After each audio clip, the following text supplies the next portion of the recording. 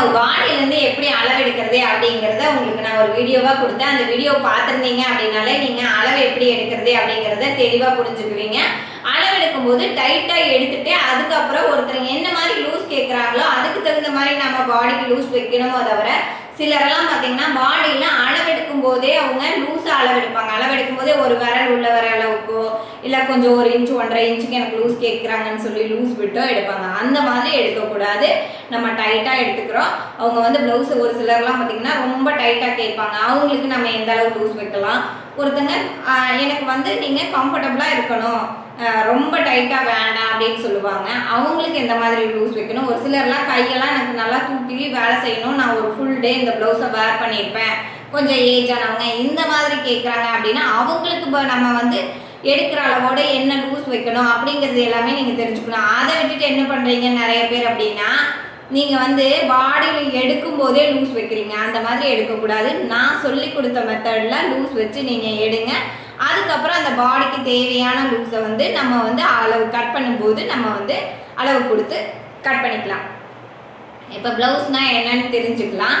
இப்போ ப்ளவுஸ் அப்படின்னா உங்களுக்கு அது ஒரு ஃபிட்டர் கார்மெண்ட்டுங்க. நம்ம வந்து நல்லா டைட்டாக போடுற ஒரு ட்ரெஸ்ஸு. இதுக்கு என்னென்ன பார்ட் இருக்குது அப்படின்னு பார்த்தீங்கன்னா, பேக் பார்ட் இருக்குது, ஃப்ரண்ட் பார்ட் இருக்குது, ஸ்லீவ் பார்ட் இருக்குது. நம்ம ஒன்றுக்கு அளவு எப்படி எடுக்கணும் அப்படிங்கிற மெத்தடும் நான் உங்களுக்கு எல்லாத்துக்குமே சொல்லி கொடுத்துருக்கேன். அதை பார்க்கும்போதே நீங்கள் அளவு எப்படி எடுக்கணும் அப்படிங்கிறத தெளிவாக புரிஞ்சுக்குவீங்க. இந்த 3 பார்ட்டையும் ஒன்றா சேர்த்துறது தான் வந்து ப்ளவுஸ். சரிங்களா? இப்போ நீங்கள் ப்ளவுஸ்லேயே பார்த்தீங்க அப்படின்னா ரெண்டு மெத்தட் இருக்குங்க. ஒன்று பார்த்தீங்க அப்படின்னா சென்டர் கேப் ப்ளவுஸ், இன்னொன்று பார்த்தீங்க அப்படின்னா 1/4 ப்ளவுஸ். சென்டர் கேப் ப்ளவுஸ் அப்படின்னா என்ன அப்படின்னா, உங்களோட இடுப்பு அளவுலேருந்து மிடில் செஸ்ட் வந்து 6 இன்ச்சுக்கு அதிகமாக போகும்போது 6 இன்ச் வரையில் இருந்தது அப்படின்னா உங்களுக்கு அது வந்து சென்டர் கேப் ப்ளவுஸ். 5 இன்ச் வரையிலும் தான் இருக்கணும், 6 இன்ச் வரையில் லிமிட் இருக்கலாம். அப்போ வந்து நீங்கள் சென்டர் கேப் ப்ளவுஸை போடலாம். சென்டர் கேப்னா என்ன, நீங்கள் ஒரு ப்ளவுஸை தச்சு முடிச்சுட்டு கீழே டேபிள் மேலே போடுறீங்க அப்படின்னா சென்டரில் ஒரு கேப் இருக்கும், அதுதான் சென்டர் கேப் ப்ளவுஸ். இதே வந்து இன்னொன்று 1/4 ப்ளவுஸ். அது என்ன அப்படின்னா, உங்களோட இடுப்பு அளவிலிருந்து மிடில் செஸ்ட் வந்து 6 இன்ச்சுக்கு அதிகமாக இருக்குது அப்படின்னா அதுக்கு தேவையான லூஸ் கொடுக்கணும் இல்லையா? அப்போ நம்ம வந்து அது 1/4 கட்டிங்காக போடுவோம். அது எப்படி இருக்கும் அப்படின்னா, நீங்கள் ஒரு ப்ளவுஸ் தச்சுட்டு போடுறீங்க கீழே அப்படிங்கும்போது பேக் பார்ட்டு ஃப்ரண்ட் பார்ட்டு ரெண்டும் ஒரே மாதிரி இருக்குங்க. இது எல்லாமே நம்மளோட அட்வான்ஸ் கிளாஸில் வருங்க.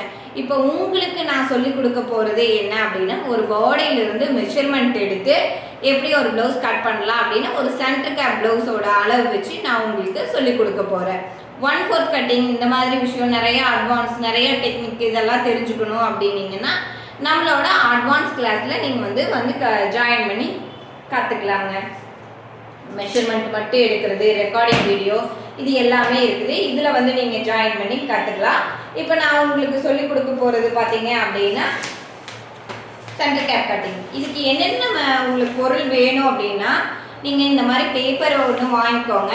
இல்லை அப்படின்னா நீங்கள் வந்து கிளாத் கூட யூஸ் பண்ணிக்கோங்க. அதுக்கப்புறம் இந்த எல் ஸ்கேல் வேணுங்க. கண்டிப்பாக இந்த எல் ஸ்கேல் வந்து உங்களுக்கு வேணும்.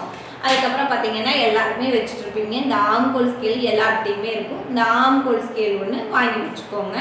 இது எல்லாம் இருந்தது அப்படின்னா நான் சொல்கிற அளவுலேயே நீங்களும் போட்டு பாருங்கள். ஒரு கட்டிங் போட்டு பார்க்காதீங்க, ஒரு 7-8 பேப்பர் கட்டிங் போட்டு பாருங்கள். பேக் முடிச்சோடனே உங்களுக்கு ஒரு 2 days டைம் கொடுக்குறேன். அந்த டைமில் நீங்கள் வந்து ஒரு 7-8 கட்டிங் போட்டு பாருங்கள். ஃப்ரண்ட் முடிச்சோடனே நான் உங்களுக்கு ஒரு டைம் கொடுப்பேன். இந்த மாதிரி நம்ம ஒரு 3-4 நாளில் கிளாஸ் முடிச்சுடுவோம். அதுக்குள்ளே நீங்கள் எவ்வளோ ப்ராக்டிஸ் பண்ண முடியுமோ ப்ராக்டிஸ் பண்ணிவிட்டு உங்களுக்கு என்னென்ன டவுட் இருக்குதோ நீங்கள் எங்கிட்ட கேட்டுக்கலாம். மண்டேலேருந்து கிளாஸ் ஸ்டார்ட் ஆகுதுங்க. கிளாஸ் ஸ்டார்ட் ஆகும்போது ரெடியாக நீங்கள் மண்டே வந்து உங்களுக்கு நான் வீடியோ கொடுத்துருவேன், பேக் பார்ட்டுக்கான வீடியோ கொடுத்துருவேன்.